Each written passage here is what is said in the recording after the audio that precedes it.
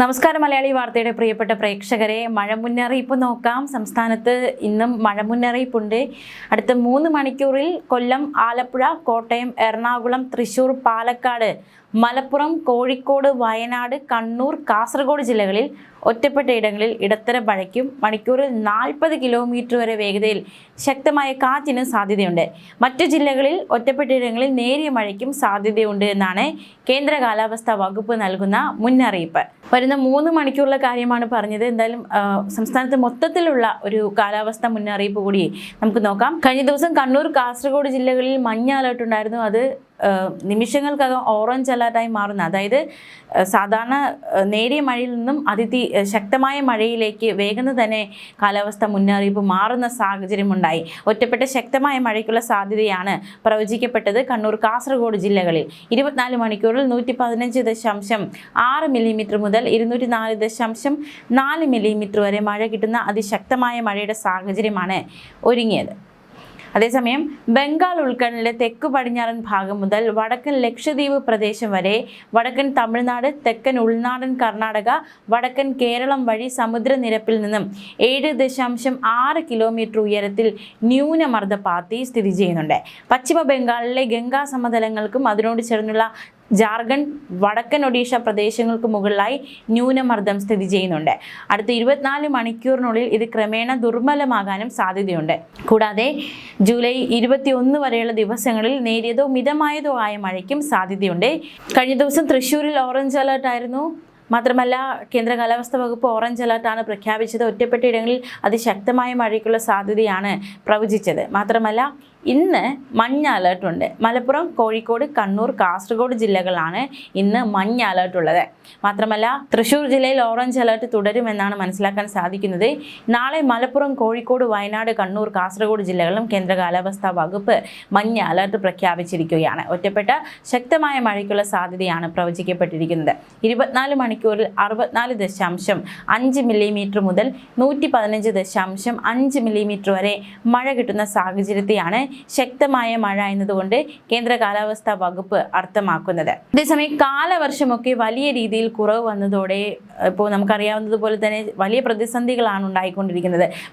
സംസ്ഥാനത്ത് ഭാഗിക വൈദ്യുതി നിയന്ത്രണം ഏർപ്പെടുത്തി. വൈദ്യുതി മന്ത്രി തന്നെ പറഞ്ഞ കാര്യമാണ്. അദ്ദേഹം അധികാരത്തിലേറിയതിനു ശേഷം മഴയില്ല എന്ന് പറയുകയുണ്ടായി. എന്തായാലും മഴയുടെ കുറവ് വലിയ രീതിയിൽ അതൊരു വൈദ്യുതി ഉപയോഗത്തെയും ഒക്കെ വലിയ രീതിയിൽ ബാധിക്കുന്നുണ്ട്. വൈദ്യുതി ഉപയോഗം 500 മെഗാവാട്ട് വരെ കൂടാമെന്നും വൈകിട്ടും ഇന്നും വൈദ്യുതി നിയന്ത്രണത്തിന് സാധ്യതയുണ്ടെന്നും KEB അറിയിച്ചു. എൽനിനോ പ്രതിഭാസത്തെ തുടർന്നുണ്ടായ മഴക്കുറവും അന്തരീക്ഷ താപനില ഉയർന്ന നിലയിൽ തുടരുന്നതും കാരണം വൈദ്യുതി ഉപഭോഗം വലിയ രീതിയിലാണ് വർദ്ധിച്ചിരിക്കുന്നത്. മാത്രമല്ല, രാജ്യത്താകമാനം വൈദ്യുതി ആവശ്യകത വർദ്ധിച്ച സാഹചര്യമാണ് നിലവിലുള്ളത്. പവർ എക്സ്ചേഞ്ചിലൂടെ കിട്ടുന്ന വൈദ്യുതിയുടെ ലഭ്യതയിലും കാര്യമായ കുറവുണ്ട്. സംസ്ഥാനത്ത് മഴ മാറി നിൽക്കുന്ന സാഹചര്യത്തിൽ വൈദ്യുതി ഉപഭോഗം മുൻ ദിവസങ്ങളെ അപേക്ഷിച്ച് ഏകദേശം 400 മുതൽ 500 മെഗാവാട്ട് വരെ വർദ്ധിക്കാൻ സാധ്യതയുണ്ട്. പവർ എക്സ്ചേഞ്ച് വഴി ആവശ്യമായ അളവിൽ വൈദ്യുതി കിട്ടാത്ത സാഹചര്യം ഉണ്ടായാൽ സംസ്ഥാനത്ത് വൈകുന്നേരത്തെ പീക്ക് സമയങ്ങളിൽ ഭാഗികമായി വൈദ്യുതി നിയന്ത്രണം ആവശ്യമായി വന്നേക്കാമെന്നും KEB അറിയിക്കുകയുണ്ടായി. കാലവർഷം അതിദുർബലമാകുന്ന ഒരു സാഹചര്യം അത് വലിയ പ്രതിസന്ധികൾ, നമ്മൾ ചിന്തിക്കുന്നതിൽ അപ്പുറത്തുള്ള പ്രതിസന്ധികളിലേക്ക് നമ്മെ നയിക്കാൻ സാധ്യതയുണ്ട്. സംസ്ഥാനത്ത് അണക്കെട്ടുകളിൽ 29% മാത്രം വെള്ളമുള്ള സാഹചര്യത്തിൽ ഇക്കൊല്ലം പൂർണ്ണമായും പവർ കട്ട് ഉണ്ടാകാനാണ് സാധ്യത. മാത്രമല്ല, ഈ കൃഷിയും കുടിവെള്ളവും ഒക്കെ വലിയൊരു പ്രതിസന്ധിയിലേക്ക് നീങ്ങുകയാണ്. സംസ്ഥാനത്ത് രാത്രിയും ഭാഗിക വൈദ്യുതി നിയന്ത്രണം അതും വലിയ രീതിയിലുള്ള ബുദ്ധിമുട്ടാണ് ഉണ്ടാക്കിക്കൊണ്ടിരിക്കുന്നത്. എൽനിനോ പ്രതിഭാസത്തെ തുടർന്നുണ്ടായ മഴക്കുറവും അന്തരീക്ഷ താപനില താരതമ്യേന ഉയർന്ന നിലയിൽ തുടരുന്നതും കാരണം സംസ്ഥാനത്ത് വൈദ്യുതി ഉപഭോഗം മുൻകാലങ്ങളെ അപേക്ഷിച്ച് വലിയ രീതിയിലാണ് വർദ്ധിച്ചിരിക്കുന്നത്. കോട്ടയം, പത്തനംതിട്ട, തിരുവനന്തപുരം ജില്ലകളിൽ മാത്രമാണ് സാധാരണ അളവിൽ മഴ കിട്ടിയത് എന്നാണ് റിപ്പോർട്ടുകൾ സൂചിപ്പിക്കുന്നത്. രാജ്യത്ത് ആകമാന വൈദ്യുതി ആവശ്യകത വലിയ രീതിയിൽ വർദ്ധിച്ചുയർന്ന സാഹചര്യത്തിൽ എങ്ങനെ ഈ പ്രതിസന്ധിയെ അതിജീവിക്കാനാകും, എങ്ങനെ ഈ പ്രതിസന്ധിയെ മറികടക്കാനാകുമെന്ന ഒരു ചോദ്യമൊക്കെ ഒരു വശത്ത് ശക്തമാവുകയാണ്. സംസ്ഥാനത്ത് മഴ മാറി നിൽക്കുന്ന സാഹചര്യത്തിൽ വൈദ്യുതി ഉപഭോഗം മുൻ ദിവസങ്ങളെ അപേക്ഷിച്ച് ഏകദേശം 400 മുതൽ 500 മെഗാവാട്ട് വരെ വർദ്ധിച്ചിരിക്കുകയാണ്. സംസ്ഥാനത്ത് ഏറ്റവും അധികം മഴ കിട്ടേണ്ടത് ജൂൺ, ജൂലൈ മാസങ്ങളിൽ മുൻവർഷത്തേക്കാൾ നേർപകുതിയാണ് മഴ പെയ്തിരിക്കുന്നത്. ഓഗസ്റ്റിലും സെപ്റ്റംബറിലും മഴ ശക്തിപ്പെടുന്നില്ലെങ്കിൽ കേരളം വൻ പ്രതിസന്ധിയിലേക്ക് നീങ്ങുമെന്നാണ് മനസ്സിലാക്കാൻ സാധിക്കുന്നത്. തിമിർത്ത് പെയ്യേണ്ട ജൂൺ മാസത്തിൽ സംസ്ഥാനത്ത് 34% മഴക്കുറവാണ് ഉണ്ടായത്. ഇടവപ്പാതി ചതിച്ചതോടെ ജൂലൈ, ഓഗസ്റ്റ് മാസങ്ങളെ മഴയെ ആശ്രയിച്ചിരിക്കും കേരളം കേരളത്തിന്റെ മഴ സംഭരണം. സംസ്ഥാനത്തെ മിക്ക ജില്ലകളും 20% മുതൽ 90% വരെ കുറവാണ് മഴ കാരണം കിട്ടിയിരിക്കുന്നത്. ഏറ്റവും കുറവ് മഴ വയനാട് ജില്ലയിലാണ്. 703.6 മില്ലിമീറ്റർ കിട്ടേണ്ട സ്ഥാനത്ത് 228.1 മില്ലിമീറ്റർ മഴ മാത്രമേ കിട്ടിയിട്ടുള്ളൂ. ഇതേ തുടർന്ന് സംസ്ഥാനത്ത് വീണ്ടും വൈദ്യുതി പ്രതിസന്ധിയും രൂക്ഷമാവുന്നുണ്ട്.